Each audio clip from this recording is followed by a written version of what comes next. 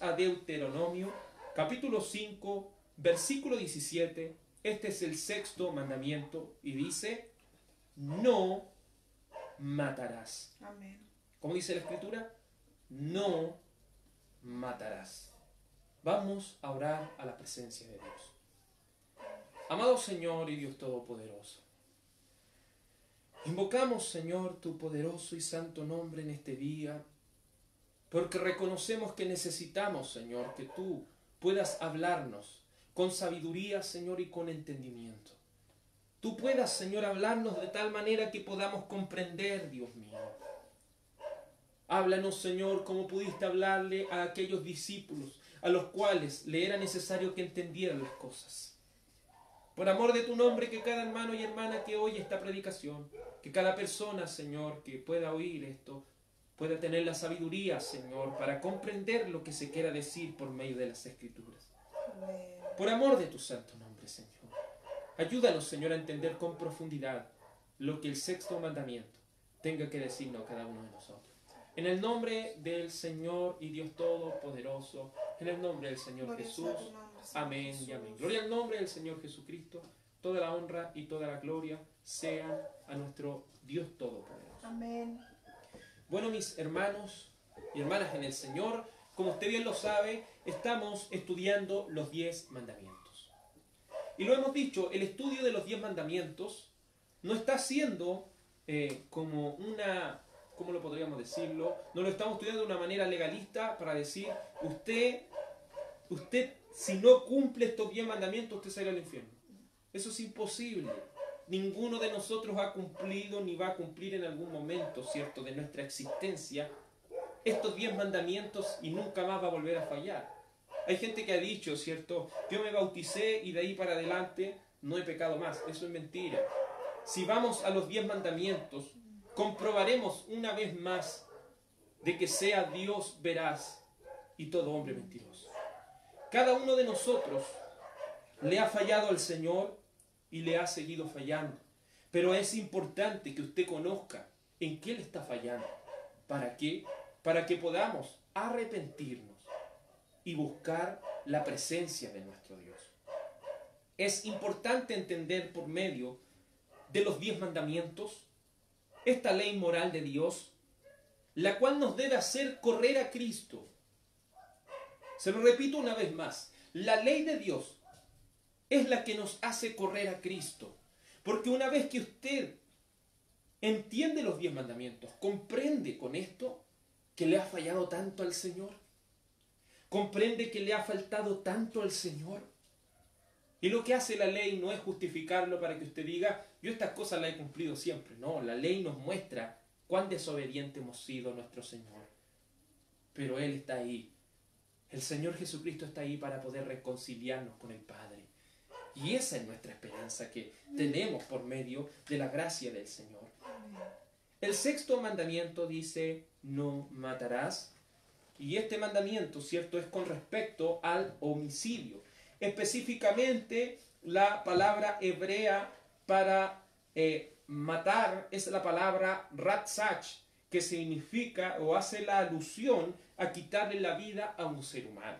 Es decir, cuando estamos hablando de no matarás, no estamos hablando de matar un animal para comer, no estamos hablando de eso. Estamos hablando de cometer asesinato a una persona, quitarle la vida a una persona. Para ir entrando y ir comprendiendo por qué no se debe hacer esto, recuerde que la Escritura y el Señor es un Padre, creo yo que es la perfección, el Padre más perfecto que puede existir, y es lo que cada padre terrenal debiera tomar como ejemplo. El Señor, cuando dice algo, Él no solo le dice, no haga esto. Él le da el por qué no se debe hacer esto. Así, si los padres terrenales comprendieran eso, creo que no cometerían tantos errores, ¿cierto?, como lo hacen hoy en día los padres terrenales. ¿A qué me refiero con esto? Muchas veces a los hijos se le dice no, pero se le dice el por qué no. ¿Se fija?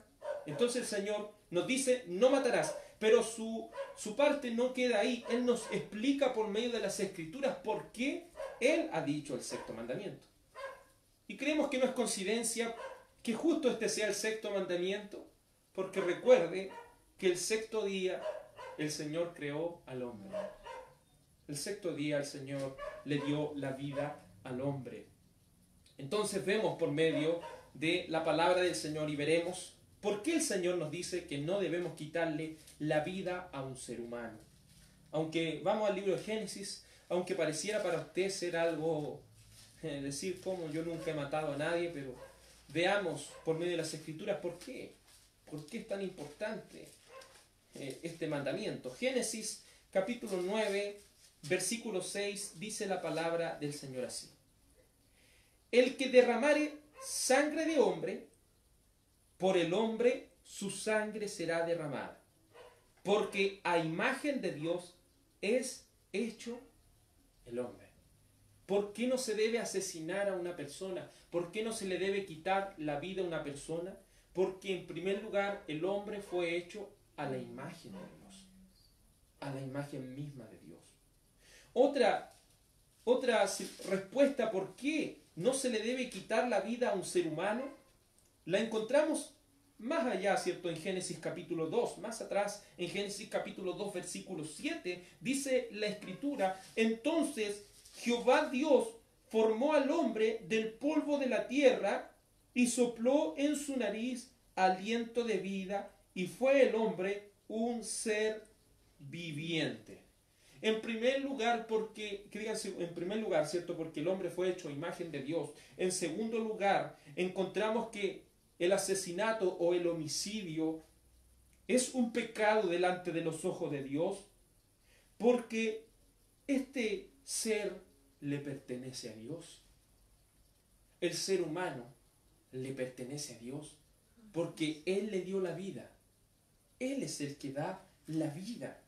Es por eso que el libro de Deuteronomio, capítulo 32, verso 39, Deuteronomio, capítulo 32, verso 39, dice así la Escritura. Ved ahora que yo soy y no hay dioses conmigo. Yo hago morir y yo hago vivir. Yo hiero y yo sano y no hay quien pueda librar de mi mano. ¿Quién es el que da la vida? El Señor. ¿Quién es el que quita la vida? El Señor. ¿Quién es el que hiere? El Señor. ¿Quién es el que sana? El Señor. Como podía entenderlo por medio de la predicación de un hermano, podía entender que el sufrimiento, Dios sí tiene que ver con el sufrimiento. Mientras muchos dicen que el sufrimiento es parte, ¿cierto?, del diablo y todo esto, debemos entender que el sufrimiento está en las manos de Dios también. ¿Por qué? Porque el Señor es el que quita la vida. Si una persona se muere, no se muere porque se murió solamente. Se muere porque el Señor lo ha establecido así, o lo ha permitido. Aunque Él, ¿cierto?, no lo mata ni hace eso, sino que le dice, hasta aquí usted no más llegó. Él conoce el día de nuestra muerte, porque ese día está en su mano. Las enfermedades están en su mano, pero Él también sana y Él también es el que da vida. Es decir, ¿de quién? En tercer lugar, ¿a quién le corresponde dar la vida o quitarla? Es al Señor. Y usted puede decir, pero ¿cómo es el Señor es tan cruel? Podría decir alguna persona. Pero usted debe entender que nosotros como humanidad no nos hemos portado bien. El Señor, cuando creó al hombre y la mujer, no los creó, ¿cierto?, para que ellos murieran, sino que Él le puso límites a sus días por la pecaminosidad que ellos hacían, porque entre más tiempo ellos vivían, más malos eran. Imagínese si a un delincuente o a un violador se le diera la oportunidad de vivir 1000 años. Imagínese cómo sería esa persona, hermano. Entonces, usted dice, pero ¿por qué el Señor? El Señor lo ha establecido así. A cada ser humano, ¿cierto?, le ha fijado los límites de sus días. porque si no la maldad sería insostenible. Por eso Él tiene la autoridad de dar la vida y tiene la autoridad de quitar la vida. Primera de Samuel, capítulo 2, versículo 6. Primera de Samuel, capítulo 2, versículo 6, dice la palabra del Señor así: Jehová mata y Él da vida. Él hace descender al sepulcro y Él hace subir del sepulcro. ¿Se fija, hermano y hermana, en el Señor? Cómo el Señor, nuestro Dios, tiene en su poder la vida y la muerte. Así es, Señor. Él tiene en su poder estas cosas. Por lo cual, es potestad del Señor dar la vida o quitarla. Y alguien que quiere asesinar a alguien o alguien que asesina a una persona es alguien que se está poniendo en el lugar de Dios. Por eso es tan terrible, ¿cierto? Esto que significa asesinar a una persona. Pero a veces aquellas personas osadas hacen preguntas y dicen, pero ¿qué hay cuando la ley de Dios dictaminaba que alguien muriera? ¿O qué hay cuando en el Antiguo Testamento en las guerras mataban personas? ¿O qué hay en la justicia civil? ¿Eso es pecado cuando la justicia civil hace su trabajo? ¿O cuando la ley del Antiguo Testamento debían apedrar a alguien porque había transgredido? Recuerde que ¿qué tenían que hacer ellos? Matar a alguien. O en la guerra, ¿qué es lo que tenían que hacer ellos? Matar a alguien. ¿Acaso el Señor se estaba contradiciendo con eso? Vamos a responder por medio de las Escrituras para darle a entender que no hay una contradicción en eso. No hay contradicción aquí. Pues el que manda a hacer justicia, ¿quién es? El mismo Dios. Quien manda a hacer justicia es el Señor, y Él es quien tiene el poder de dar la vida y quitarla. Mire, veamos cómo se hacía en el Antiguo Testamento. Vamos al libro de Deuteronomio 17:1. Libro de Deuteronomio, capítulo 17, versículo 1. Dice así la palabra del Señor en Deuteronomio capítulo 17, 1. Vamos a leer mejor desde el verso 18 para entender el contexto. Dice: jueces y oficiales pondrás en todas tus ciudades que Jehová tu Dios te dará en tus tribus, los cuales juzgarán al pueblo con justo juicio. No tuerzas el derecho, no hagas acepción de personas, ni tomes soborno, porque el soborno ciega los ojos de los sabios y pervierte las palabras de los justos. La justicia seguirás para que no vivas y heredes la tierra que Jehová tu Dios te da. No plantarás ningún árbol para acera cerca del altar de Jehová tu Dios, que tú te habrás hecho. Ni levantarás estatua a lo cual aborrece Jehová tu Dios. No ofrecerás en sacrificio a Jehová tu Dios buey o cordero, en el cual haya falta o alguna cosa, pues es abominación a Jehová.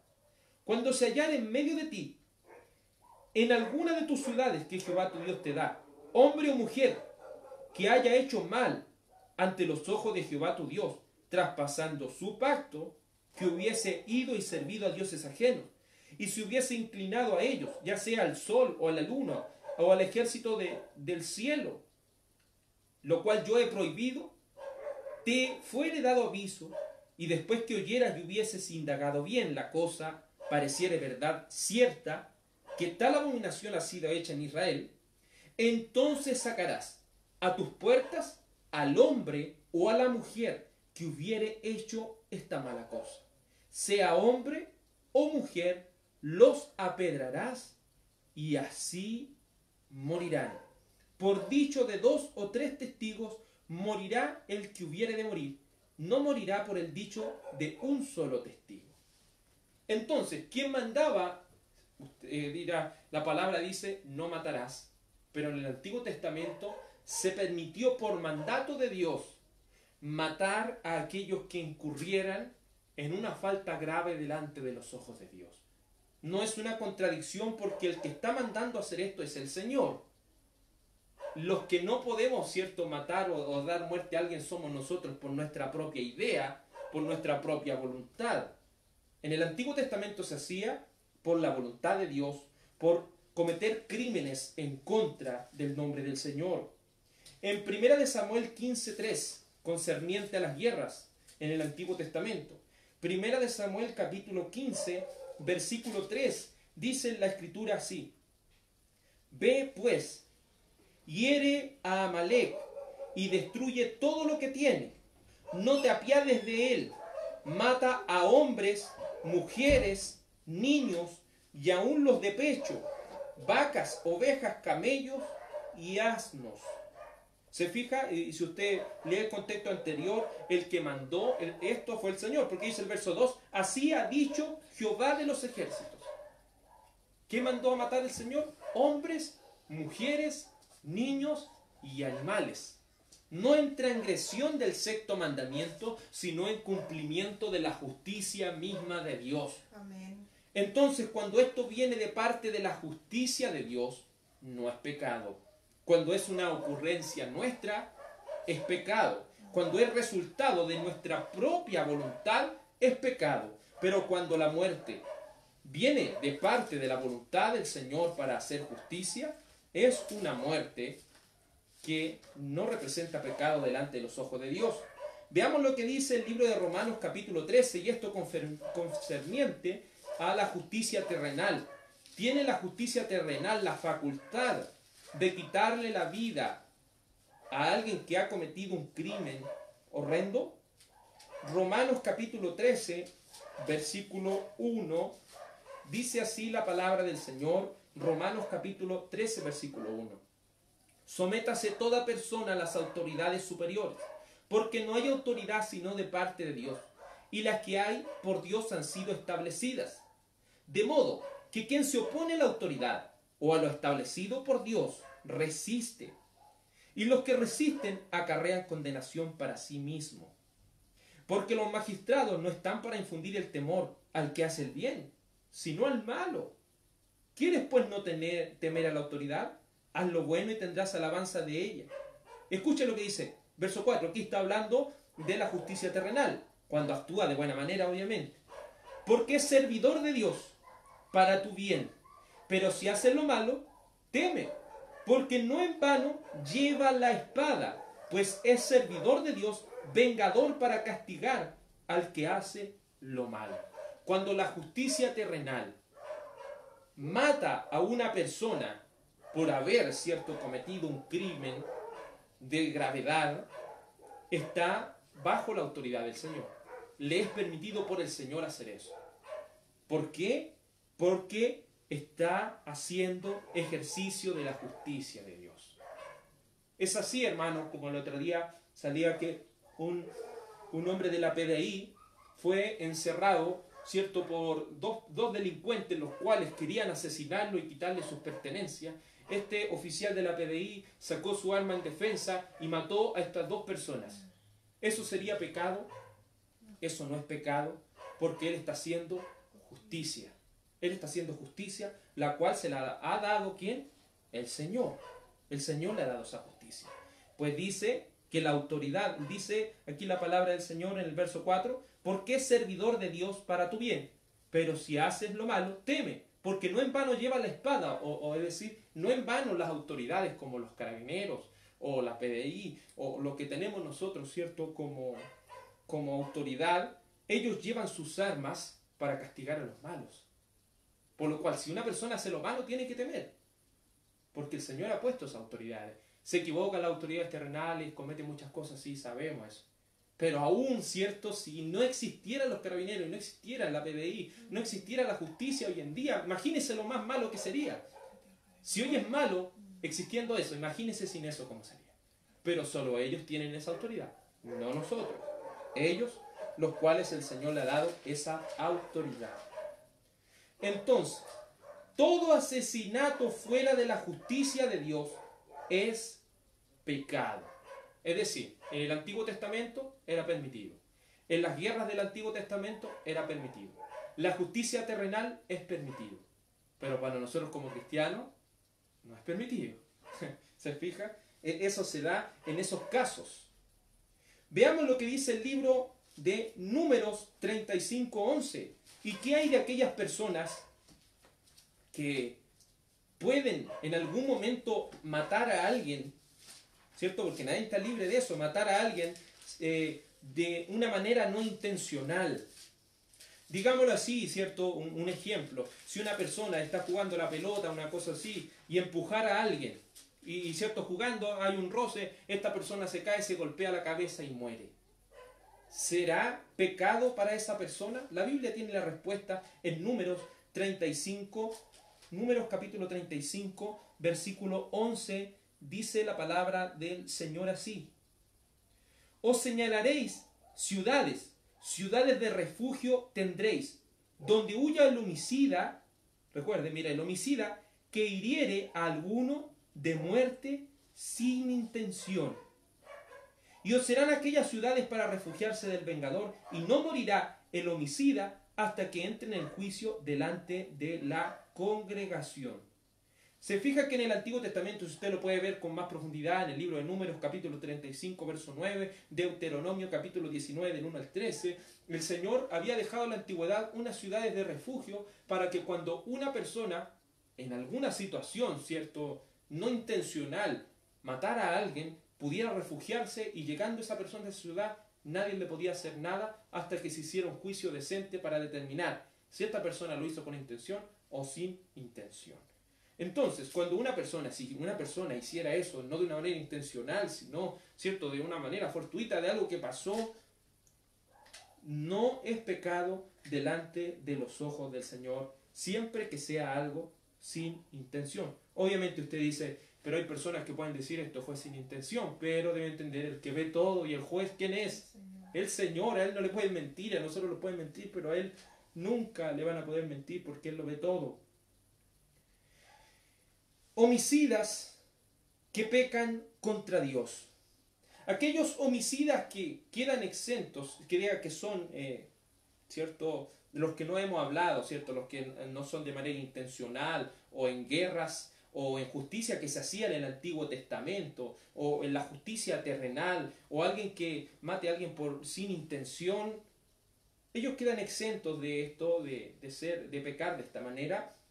Pero ahora vamos a hablar a lo que concierne al mismo mandamiento de no matarás, o sea, aquellos homicidas que pecan en contra de Dios. Aquellos homicidas que lo hacen con una motivación personal, asesinan a alguien por una motivación carnal, por un enojo que tengan, por una envidia que tengan, por las diferentes cosas que se le pueda, por robarle a alguien.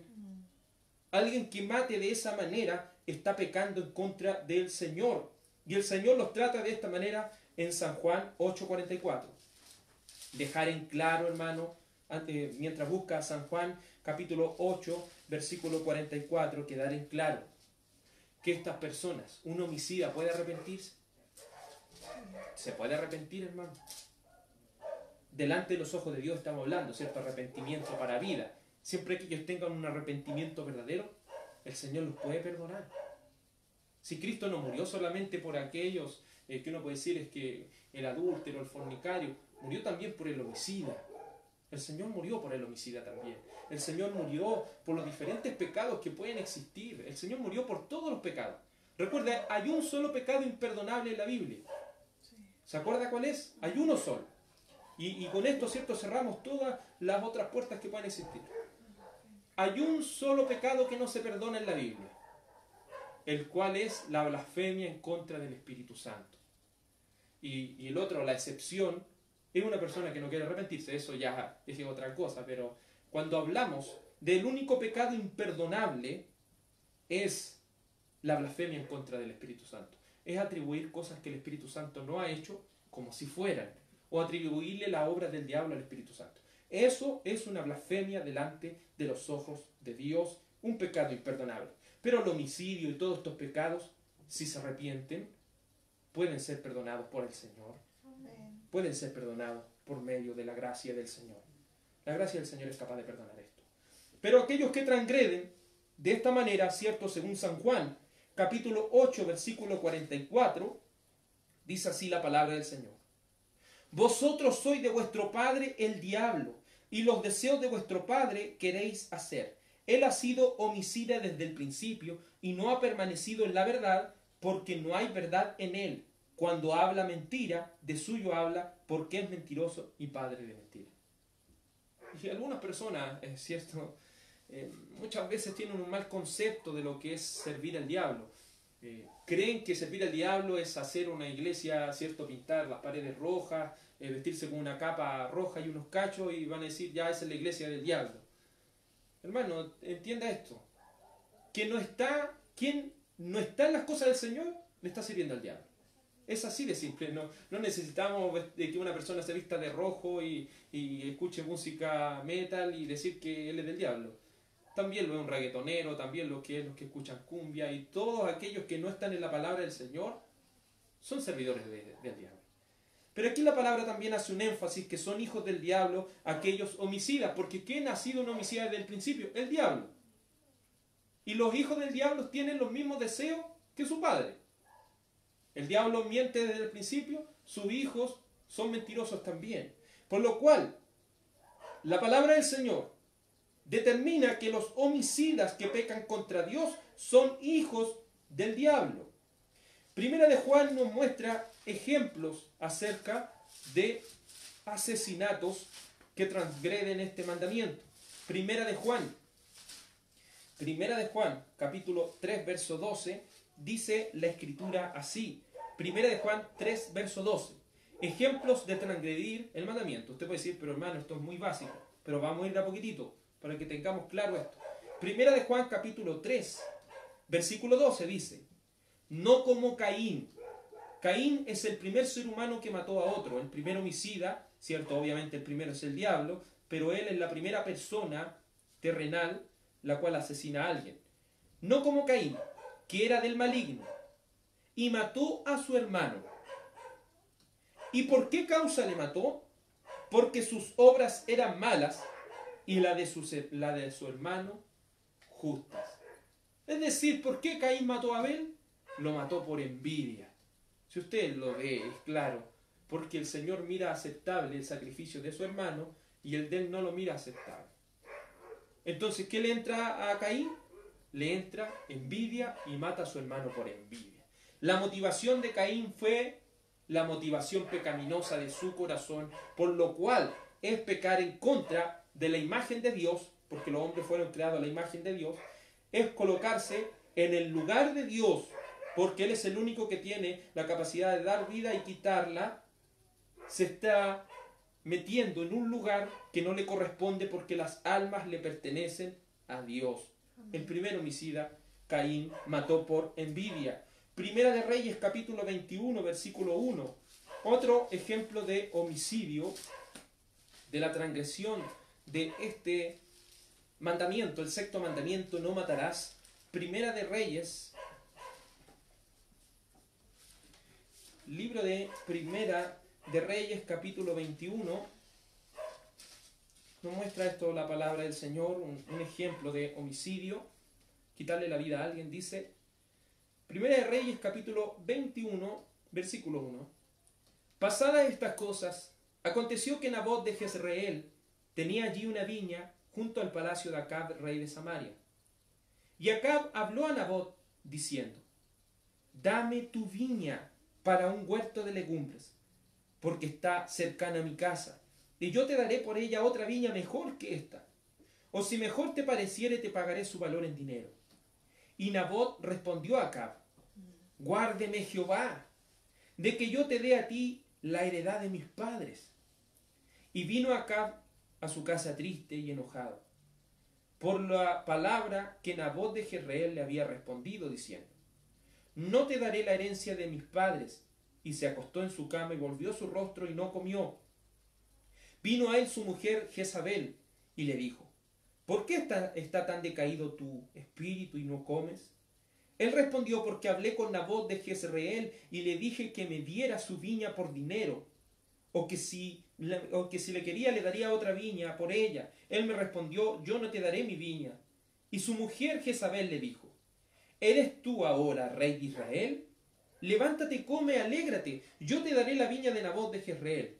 Entonces ella escribió cartas en el nombre de Acab, y las selló con su anillo, y las envió a los ancianos y a los principales que moraban en la ciudad con Nabot. Y las cartas que escribió decían así, proclamad ayuno y poned a Nabot delante del pueblo. Y poned a 2 hombres perversos delante de él que atestiguen contra él y digan, tú has blasfemado a Dios y al rey.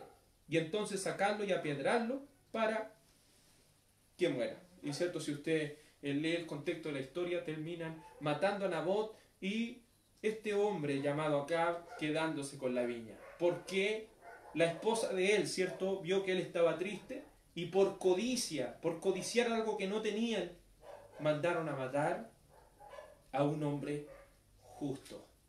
Entonces, esta motivación, y si usted va indagando acerca de los homicidios que hay en la Biblia, siempre la motivación de transgredir este mandamiento es la codicia que hay en el corazón, es seguir la voluntad pecaminosa del hombre y de la mujer que cometen este tipo de cosas. Matar por envidia, matar por codicia, matar por algún pensamiento, ¿cierto?, en la mente, matar porque quieren tomar por así la venganza. Y ahí es donde llegamos a la primera pregunta. ¿Podemos, cierto, alguien puede matar a alguien por venganza? Recuerde, aquel que está como los carabineros, la PDI, como lo hemos dicho, los terrenales que hay, la justicia terrenal, ellos lo pueden hacer porque ellos están haciendo una justicia. Pero venganza, cuando hablamos en el sentido de hombre, hombre como cada uno de nosotros que no estamos en esa parte de la justicia, la venganza no es algo que usted y yo podamos hacer.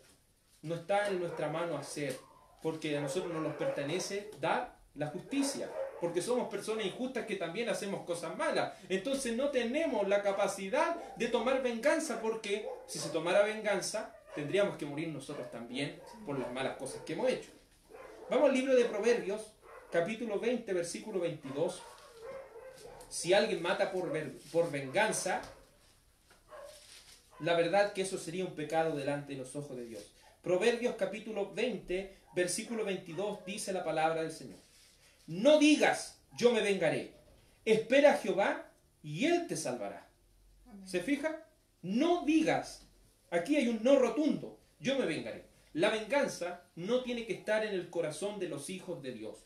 Un hombre o una mujer que tiene venganza dentro de su corazón y desea la venganza es una persona que está lejos de los caminos del Señor. El Señor aborrece el homicidio. Proverbios capítulo 6, versículo 16 dice, 6 cosas aborrece Jehová, y aún 7 abomina su alma. Aborrecer es ya no querer ni siquiera ver a eso, porque algo que le da tanta rabia al Señor, dice, los ojos altivos, la lengua mentirosa, las manos derramadoras de sangre inocente. ¿Se fija? Las manos derramadoras de sangre inocente. El Señor no soporta la venganza y el Señor no soporta las manos derramadoras de sangre inocente. El que va a vengar todas las cosas, ¿quién es? El Señor. Por eso nosotros, si tenemos en algún sentido, ¿cierto?, ese sentimiento, debemos eso dejarlo en las manos del Señor y nosotros quedar libres de toda venganza, porque el Señor aborrece a todo homicida. Muchos podrían decir, hermano, yo estoy muy alejado de eso, nunca he matado a nadie, ni siquiera he pensado hacerlo. Entonces este mandamiento es como un poco básico, porque no todas las personas andan matando a otras.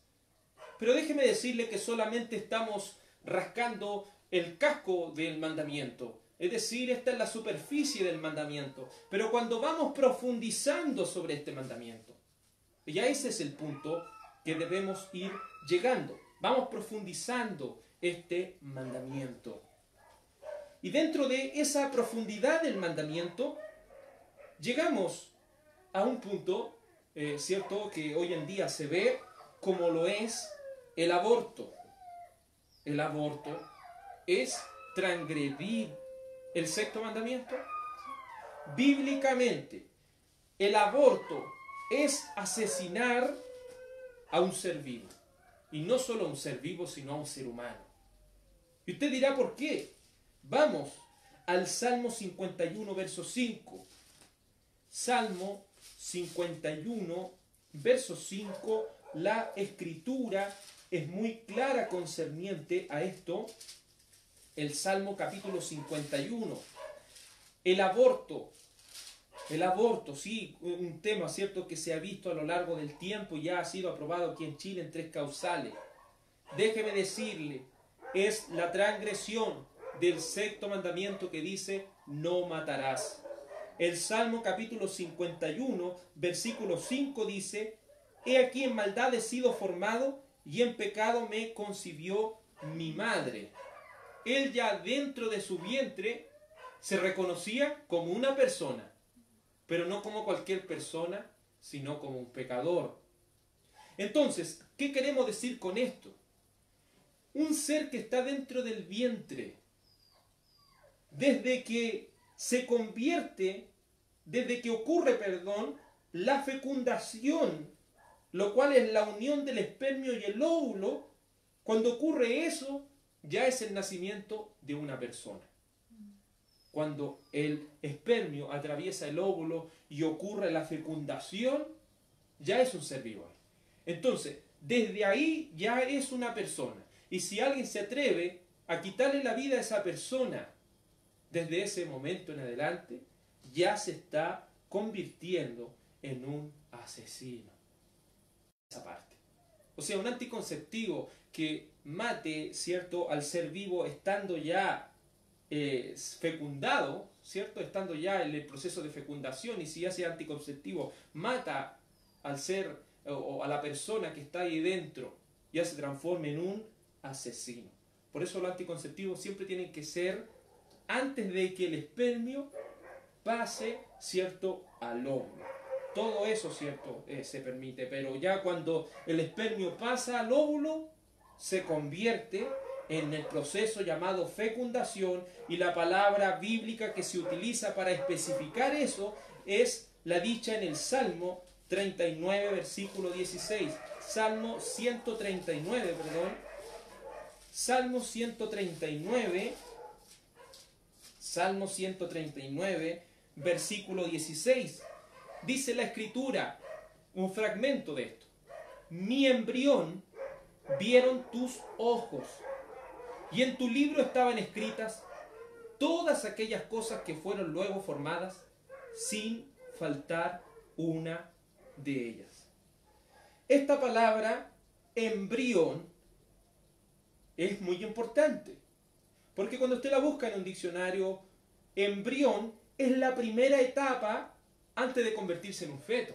Entonces aquí la lucha no es si el feto o el feto es un ser vivo o no es un ser vivo. Aquí la Biblia ya está hablando de que antes que se convierta en un feto, es decir, siendo un embrión, ya es un ser vivo. Y no es un ser vivo solamente, sino es una persona que está ahí. Por eso dice aquí el salmista David en el Salmo 139, versículo 16, mi embrión vieron tus ojos, y en tu libro estaban escritas todas aquellas cosas que fueron luego formadas, sin faltar una de ellas. El Señor tiene los ojos puestos en cada embrión. Tiene sus ojos puestos en cada ser humano que está dentro de ese embrión. Por lo cual, el aborto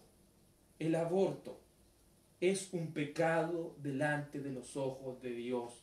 Un anticonceptivo que destruye el embrión es un pecado delante de los ojos de nuestro Señor. Amén. ¿Y qué hay de la ley que hay aquí en Chile? El aborto en 3 causales. Estas 3 causales es pecar delante de los ojos de Dios. Mire, le voy a leer la primera, que es lo que hay una ley aquí en Chile. Dice, cuando la mujer corra riesgo vital, se debe elegir la vida de la mujer. ¿Se fija que ahí qué se está tomando en cuenta? ¿Solamente la vida de la mujer y la vida del embrión? ¿La vida del feto? ¿La vida del ser humano que está ahí? ¿Se está tomando en cuenta? No. Se está priorizando una vida antes que otra. ¿Y quiénes somos nosotros para priorizar una vida antes que otra? ¿Está en nuestras manos decidir quién vive o quién muere? No, absolutamente no, porque las almas le pertenecen al Señor. Amén. Aunque una mujer corra riesgo vital, quien va a determinar quién va a vivir no debe ser nosotros, sino el Señor. Obviamente esto lo decimos con mucho cuidado porque no estamos exentos de que nos pueda suceder algo así. Pero si tocara a uno de nosotros, o si una mujer, cierto, cristiana que está dando, va a dar a luz su hijo, le notifican esto y tiene que elegir entre ella o el hijo, pónganse en las manos de Dios. Si un padre, cierto, está ahí, ¿qué es lo que debe hacer? Ponerse en las manos de Dios. Porque el Señor es el que da la vida y el Señor es quien la quita. En segundo lugar, la ley de Chile dice la inviabilidad fetal. O sea, cuando el feto, es decir, la persona que está dentro del vientre, viene con problemas de carácter letal. Es decir, ¿cierto? Se va a hacer el examen el segundo mes o el tercer mes y le dicen, este bebé va a morir en cualquier momento. ¿Quiere matarlo al tiro? No. No podemos hacer eso, porque el doctor puede decir eso. Pero el Señor es el que da la última palabra. Amén. Si dicen es que viene con muchos problemas, déjelo vivir. El Señor permitió que Él naciera de esa manera.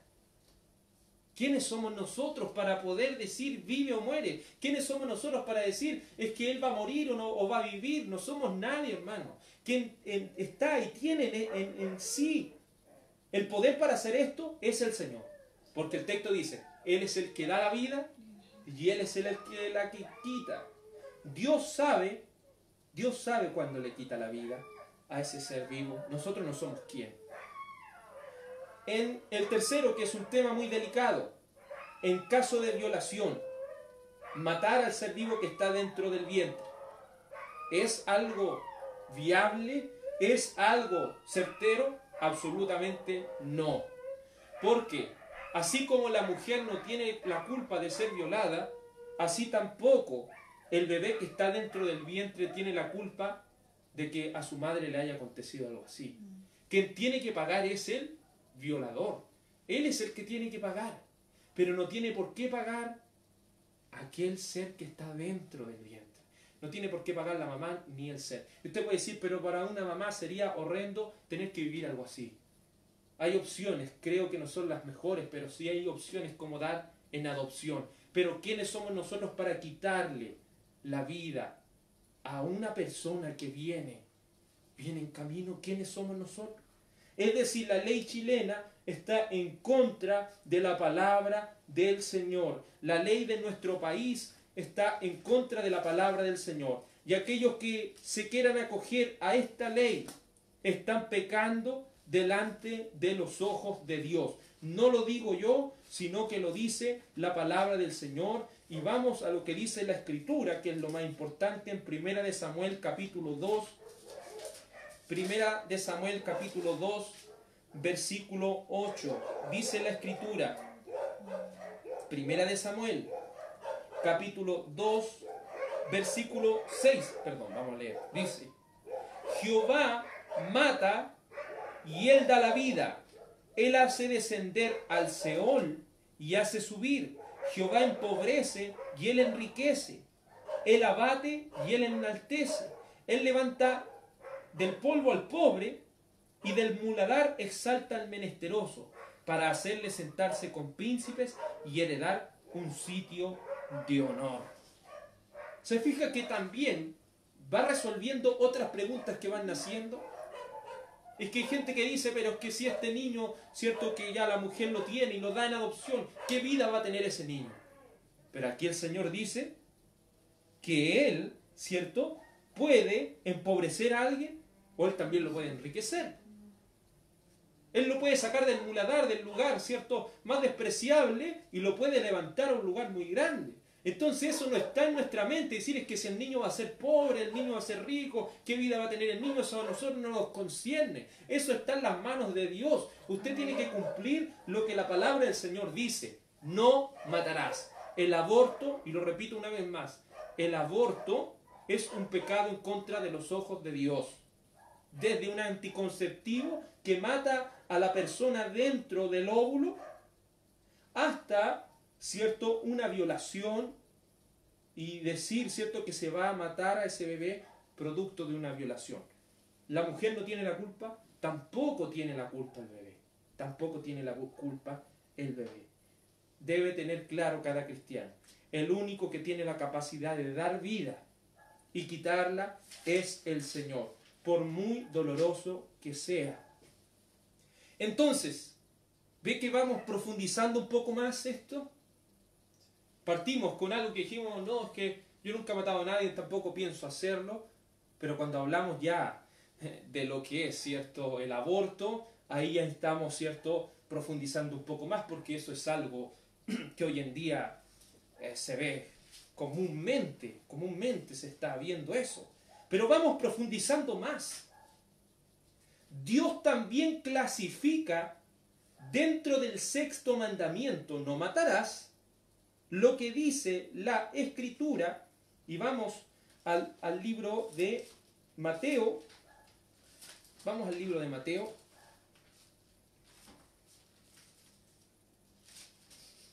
Gloria sea su nombre, Señor.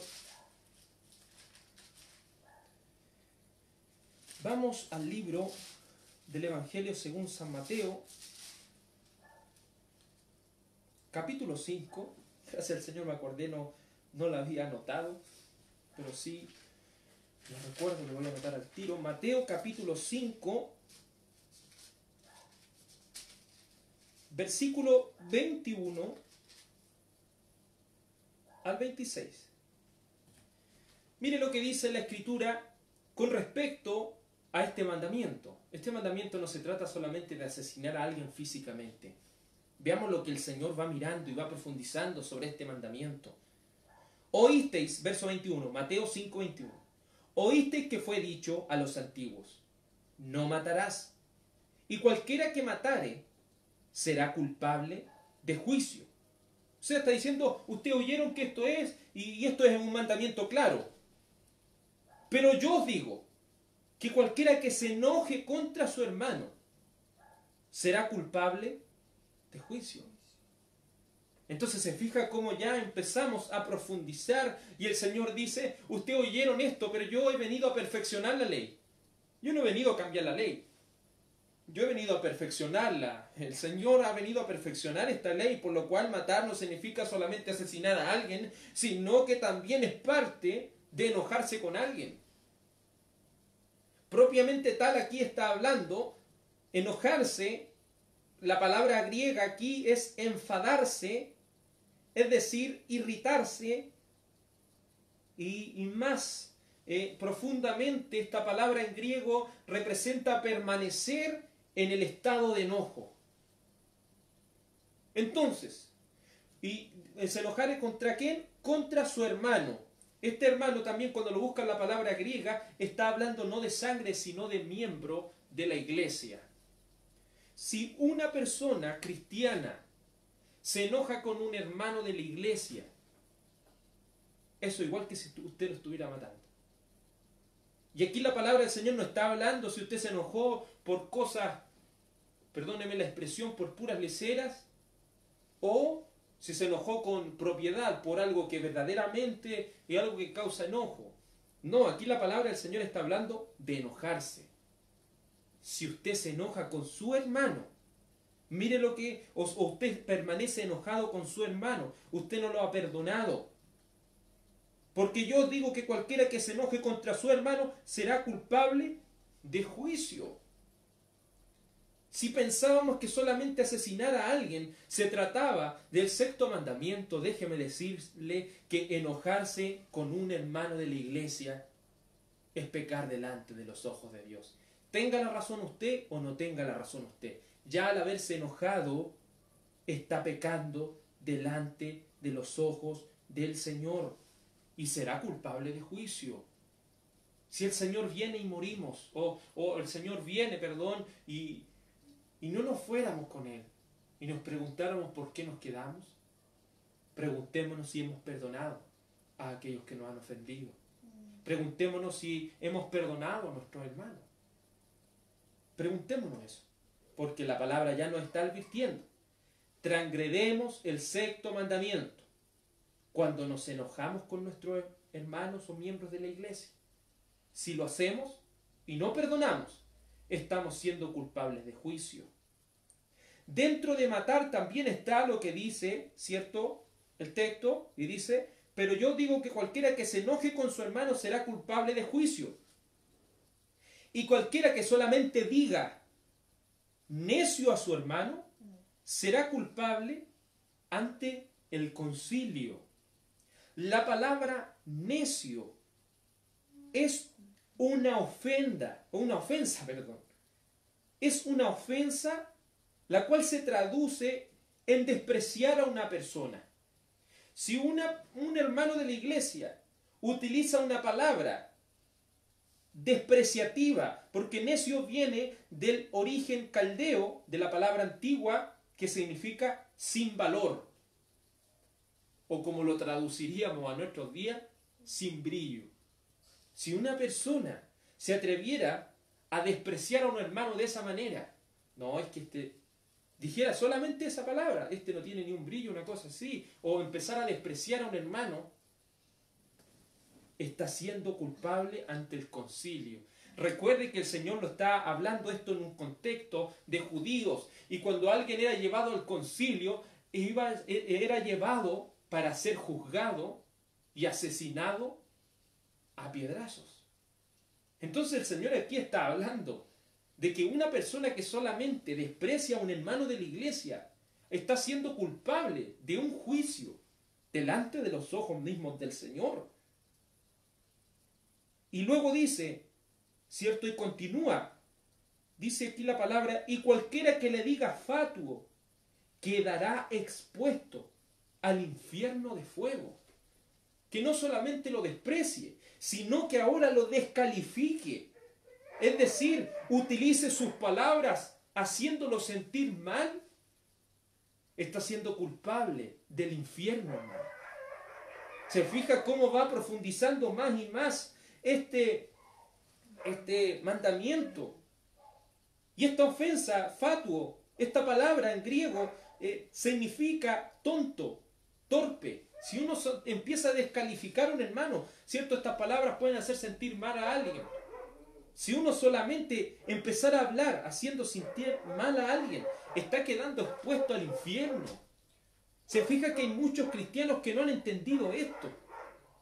Que si se enojan contra alguien, que si lo empiezan a sentir mal, si lo hacen sentir mal por medio de las palabras que dicen, si lo desprecian, están siendo culpables de ir al infierno. Y podrían decir, es que yo siempre oro, yo siempre voy a la iglesia, yo soy bautizado, yo siempre canto al Señor, yo predico, hago tantas cosas, pero si usted se enoja con su hermano, lo desprecia y lo descalifica, hace una de estas cosas, usted está quedando expuesto al infierno. ¿Se fija de qué se trata esto? Pero vayamos más y más profundizando en esto. ¿Solamente con los hermanos de la iglesia? El Señor no quiere que quede nada, ¿cierto? No quede nada en el aire, sino que dice en el verso 23, por tanto, si traes tu ofrenda al altar y allí te acuerdas de que tu hermano tiene algo contra ti, deja allí tu ofrenda delante del altar y anda. Reconcíliate primero con tu hermano y entonces ven y presenta tu ofrenda. Esta ofrenda, ¿cierto?, era de manera monetaria. Cuando alguien iba a dar eso, mejor no la diera. Primero vaya y reconcíliese con su hermano. Si vamos a orar y estamos enojados con un hermano, si no lo ha perdonado usted en su corazón, si no verdaderamente lo ha perdonado, ¿cómo va a orar al Señor? ¿Cómo va a cantar al Señor? ¿Cómo va a leer la palabra? ¿Cómo va a predicar? ¿Cómo va a ser partícipe de una reunión? ¿Cómo se va a hacer llamar cristiano si no perdona a su hermano primero? Si no lo perdona dentro de su corazón. Dice el verso 25. ¿Solamente debemos perdonar a nuestros hermanos de la iglesia? No. Dice el verso 25. Ponte de acuerdo con tu adversario. ¿Qué es lo que significa adversario? Enemigo.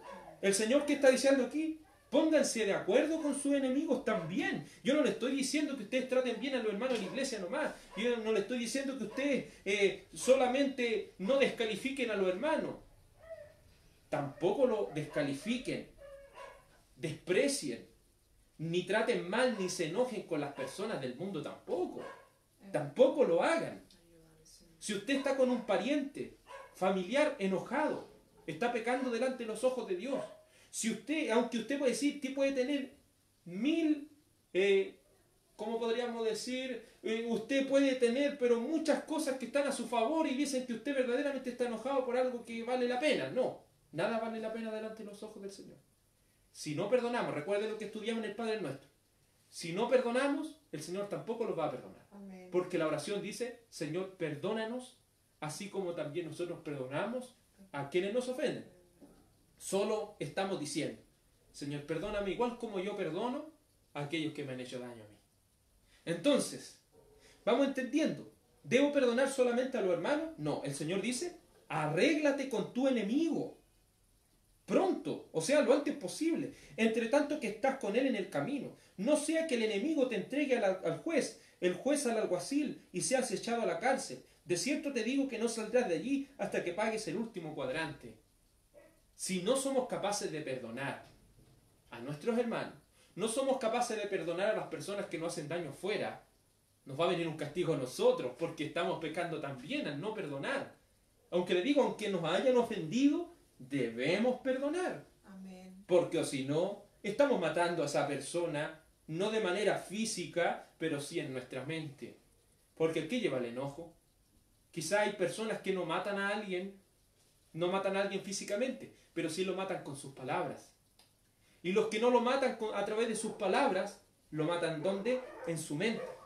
¿Se fija cómo es el proceso, cómo va la palabra? Primeramente parte desde el exterior, el interior, y aún más en el interior. ¿Se fija cómo la palabra nos va mostrando esto? Y si mi hermano de la iglesia, o hermana obviamente, o familia, o alguien del mundo me hace daño, ¿qué debo hacer? Perdonar. Porque perdonar es un mandato de Dios, no es una sugerencia, es un mandato de Dios. Veamos lo que dice Mateo capítulo 5, verso 24. Mateo aquí mismo, Mateo capítulo 5, Mateo capítulo 6, versículo 12. Ahí sí. Mateo capítulo 6, versículo 12 dice la Escritura. Y perdónanos nuestras deudas, como también nosotros perdonamos a nuestros deudores. Vamos a ser perdonados de igual manera como nosotros perdonemos a los demás. Porque, hermano, ¿cómo podemos ser tan, ¿cómo lo podemos decir? Tan hipócritas para decir, Señor, perdóname por algo malo que yo te hice, y nosotros no estamos perdonando lo malo que lo han hecho nosotros. ¿Se fija o no? Entonces debemos ser, como dijo un compañero de trabajo, debemos ser recíprocos. Debemos ser recíprocos. Amén. Si queremos perdón de Dios, aprendamos a perdonar a los demás primero. Veamos lo que dice Mateo 18, 22. Mateo capítulo 18, versículo 22.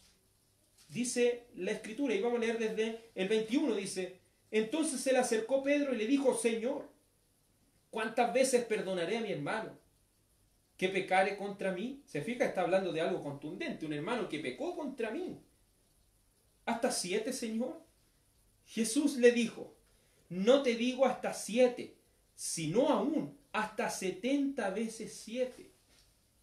490 veces debe perdonar a su hermano. Y aquí no es para que usted lleve la cuenta de cuántas veces, cierto, el hermano le ha fallado o la persona le ha fallado. Aquí le está diciendo, usted tiene que perdonarlo para siempre. Amén. Recuerde que 7 es un número pleno y el Señor al utilizar, ¿cierto? 70 veces 7 está utilizando, ¿cierto? Una expresión que está diciendo, perdónalo para siempre, perdónalo siempre. Perdonar, ¿qué es lo que significa? Olvidar. Hay personas que un día decían, no, perdonar, pero no olvidar. No. Perdonar significa olvidar, porque cuando el Señor nos perdonó, Él no anda recordando el pecado nuevamente. No. Él dice que lo echó en lo profundo de la mar para no acordarse de ese pecado. Así nosotros también, cuando perdonemos, no debemos volver a traer de nuevo las mismas cosas. Y eso también va para los matrimonios. Si en el matrimonio, ¿cierto?, ha acontecido algo en algún momento, ¿cierto?, alguna cosa, y se han arreglado en la parte del matrimonio, no tienen por qué después del tiempo enrostrar estas cosas. Porque eso también es pecado, hermano. Es un pecado muchas veces que se comete en el matrimonio. Tanto el hombre como la mujer cometen este tipo de pecado. Por lo cual, hermano y hermana en el Señor, debemos arrepentirnos delante de los ojos de nuestro Dios bendito. Porque la falta de perdón es transgredir el sexto mandamiento. No matarás. Marcos capítulo 11. Marcos capítulo 11. Libro de Marcos capítulo 11 versículo 26. Dice la escritura así. Porque si vosotros, Marcos 11, 26, porque si vosotros no perdonáis, tampoco vuestro Padre que está en los cielos os perdonará vuestras ofensas. ¿Se fija por qué seríamos culpables de juicio? ¿Por qué seríamos culpables del infierno? Porque no vamos a ser perdonados, hermano. Si no aprendemos a perdonar, no vamos a ser perdonados. Quien no es capaz de perdonar, no será perdonado por Dios. Eso es algo textual que el Señor, ¿cierto?, nos ha dicho en este libro de Marcos capítulo 11 versículo 26. ¿Qué debemos hacer con aquellas personas que nos han ofendido? La palabra del Señor dice en Romanos capítulo 12, Romanos capítulo 12, dice la escritura así, Romanos capítulo 12, versículo 14. Bendigan a los que os persiguen. Esta palabra bendigan, ¿cierto? Cuando hablamos de bendecir a Dios, ¿estamos diciendo que nosotros vamos a darle cosas al Señor? No. Bendecir a Dios, ¿cierto? Se dice en el sentido que nosotros reconocemos lo que Él ha hecho. Es un reconocimiento a lo que Él ha hecho y entregamos nuestra vida como servicio a Él. Eso es, ¿cierto?, una parte de bendecir a Dios. Cuando hablamos de que Dios nos bendice, ¿cierto?, estamos hablando de que el Señor nos da y nos capacita con muchas cosas y promesas que están en la Biblia. Cuando le decimos a un hermano, el Señor te bendiga, le estamos hablando de que todas aquellas promesas del Señor sean sobre su vida. Pero cuando aquí se utiliza la palabra bendecida a los que os persiguen, quiere decir, hágale bien a esas personas. Hágale bien a esas personas. Si ellos necesitan, déle. ¿Se fija cómo se puede ir utilizando esta palabra con diferentes contextos? Verso 14 dice, bendecid a los que os persiguen, bendecid y no maldigáis. Gozaos con los que se gozan, llorad con los que lloran.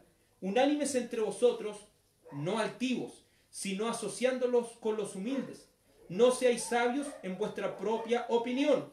No paguéis a nadie mal por mal. Es decir, si esta persona me hizo mal, yo le tengo que hacer mal. No, eso lo dice el mundo, no lo dice el Señor.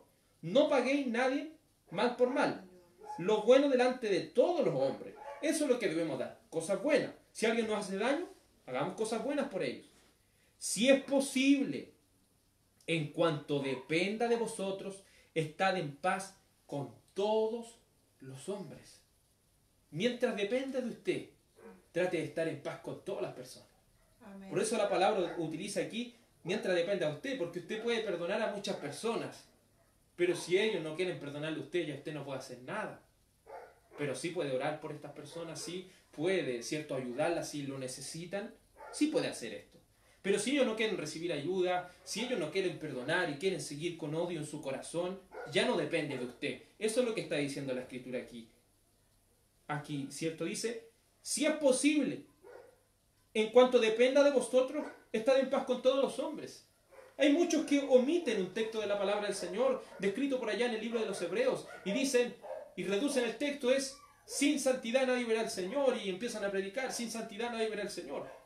Pero no dice eso el texto. Si usted lee el versículo completo, dice, seguid la paz con todos, y la santidad, sin la cual nadie verá al Señor. Hay personas que solo se enfocan en la santidad y que tenemos que hacer esto, pero no estamos siguiendo la paz con todo. ¿Se fija? No estamos procurando la paz con todo. No estamos procurando perdonar a todas las personas. ¿Se fija cómo podemos ignorar una cosa y tomar otra? Esto no es tomar una o tomar la otra. Sigue la paz con todos y sigue la santidad, pero no puede elegir una de las dos. ¿Son las dos o no son ninguna? Verso 19 dice, no os venguéis vosotros mismos, amados míos, sino dejad lugar a la ira de Dios, porque escrito está, mía la venganza, yo pagaré, dice el Señor. Y de esto se trata, bendecir a nuestros enemigos, lo especifica el verso 20 de Romanos 12 y dice, así que si tu enemigo tuviere hambre, dale de comer. Si tu enemigo tuviere sed, dale de beber, pues haciendo esto, ascuas de fuego amontonarás sobre su cabeza. El consejo del Señor, no seas vencido de lo malo, sino vence con el bien el mal. Amén. ¿Cómo usted puede vencer al mal? No con otro mal, sino con el bien. Si no queremos transgredir el sexto mandamiento, que es no matarás, debemos vencer el mal con el bien. Amén. Y eso, cierto, se aplica a todo lo que hemos hablado. A través del bien, usted puede vencer lo que es el mal. Un ejemplo simple.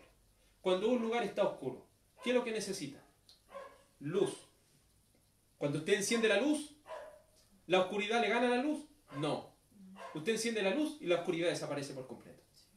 Así es el bien. El bien, cuando usted, es cierto, alguien hace mal y usted le devuelve con más mal, eso se transforma en un mal gigante. Pero cuando viene alguien con mal y usted le devuelve con bien, al final lo que prevalece es el bien. Siempre lo que va a prevalecer es el bien. Entonces, debemos procurar el bien para los demás. Primera de Juan capítulo 3 versículo 10. Como le dije, no solo para los hermanos de la iglesia, sino para nuestras familias, aún aquellos, cierto, que nos han hecho daño, también para aquellas personas que afuera, cierto, las personas del mundo, como le llamamos nosotros, nos hacen daño, también hay que perdonarlos, dice la palabra del Señor, y procurar su bien. Primera de Juan capítulo 3 versículo 10 dice la escritura así: en esto se manifiestan los hijos de Dios y los hijos del diablo. Todo aquel que no hace justicia y no ama a su hermano, no es de Dios. Porque este es el mensaje que hemos oído desde el principio, que nos amemos unos a otros. No como Caín, que era del maligno y mató a su hermano. ¿Y por qué causa le mató? Porque sus obras eran malas y la de su hermano justa. Hermanos míos, no os extrañéis si el mundo os aborrece. ¿Se fijan qué contexto utiliza esto Juan? Juan está comprobando que cómo estamos utilizando el sexto mandamiento de manera correcta, porque utiliza en su contexto, ¿cierto? Si uno no ama a su hermano, es del diablo, y es como Caín, que mató a su hermano. Si usted no quiere matar a su hermano, si usted no quiere matar a su prójimo, parta por perdonarlo. Parta perdonarlo. Si usted tiene el Espíritu Santo del Señor, puede hacerlo. Si no tiene el Espíritu Santo del Señor, será imposible perdonar a una persona que le haya hecho mucho daño. Pero si usted tiene a Cristo en su corazón, usted tiene la capacidad ya de perdonar a aquellas personas. ¿Y cómo podemos conocer a un hijo de Dios o a una hija de Dios? En que hace justicia y ama a su hermano. ¿Y en qué se conoce a alguien que no es de Dios? Alguien que no hace justicia y no ama a su hermano. Entonces, cierto, es algo tan simple. ¿Y qué pasa si no lo hacemos? ¿Qué pasa si usted dice, no, pero yo igual no creo que sea así? Porque hay personas así, hermano. Me he encontrado en el mundo, entre comillas, cristiano, muchas personas que usted les puede decir la palabra misma y no reaccionan. No, yo no creo que sea así, dice. Yo no creo que sea así. Ya. ¿Qué sucede si nosotros decimos yo no creo que sea así?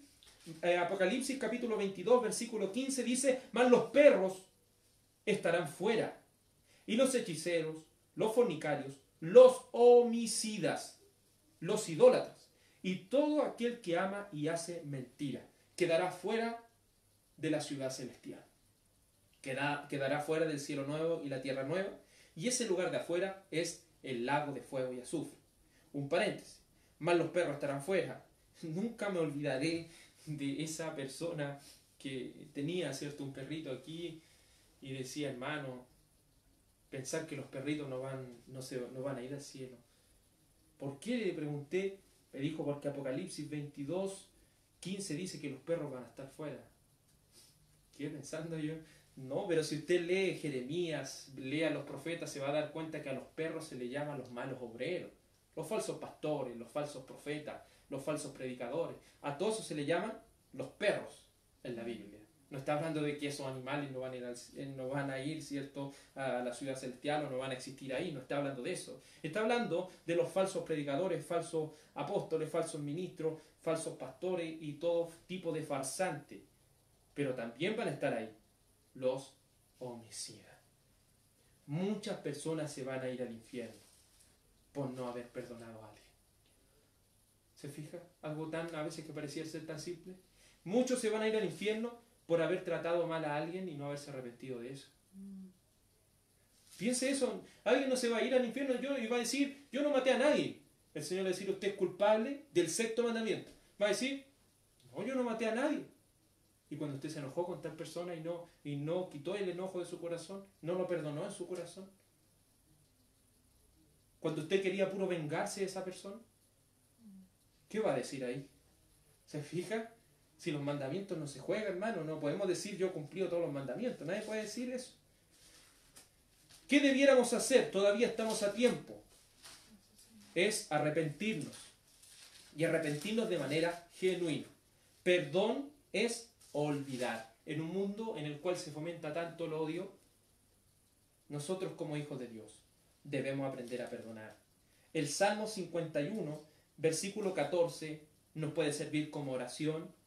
Y dice la Escritura, líbrame de los homicidios, oh Dios, de mi salvación. Cantará mi lengua tu justicia. Si no queremos quedar excluidos de la ciudad celestial, clamemos al Señor en oración y roguémosles, Señor, líbranos Amén. de los homicidios. Enséñame a perdonar, Señor.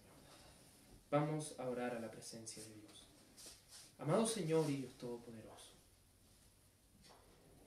la enseñanza de tus mandamientos cada vez nos está mostrando más y más el por qué debemos correr a Cristo.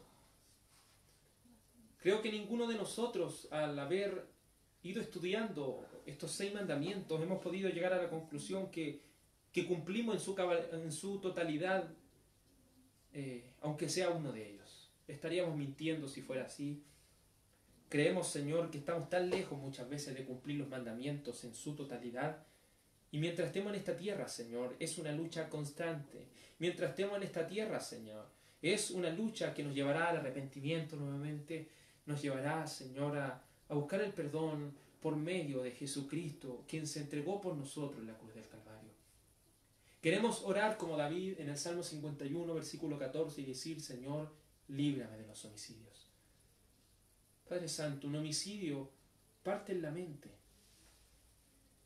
Muchas veces, Señor, vemos en las noticias tantas cosas que van sucediendo, cómo tal persona mató a otra, cómo un esposo mató a su propia esposa. Pero debemos entender que el pecado no parte en el acto, sino que parte en la mente. Por no perdonar, por juntar odio en el corazón, por juntar rencor, por diferentes situaciones que quizás hemos estado en lo cierto. Pero el Señor nos manda a perdonar. El Señor nos manda a sacar de nosotros la ira, porque en la ira del hombre no opera la justicia de Dios. No pensemos que un hombre o una mujer airada, la cual comete este tipo de homicidio, va a quedar absuelto delante de los ojos de Dios, porque nosotros no somos quien. No somos quien para hacer justicia con nuestras propias manos, pues somos tan pecadores como aquellos que nos han ofendido. Padre amado, te ruego, por la gracia de Cristo Jesús, que nos enseñes a perdonar. Y creemos que aquellos que tenemos el Espíritu Santo de Dios, lo lograremos porque tú estás con nosotros. Tú has vencido todo pecado de homicidio. Y creemos, Señor, que estos pecados son perdonados por la gracia de Cristo, siempre y cuando exista un verdadero arrepentimiento, un arrepentimiento para vida en nuestro corazón.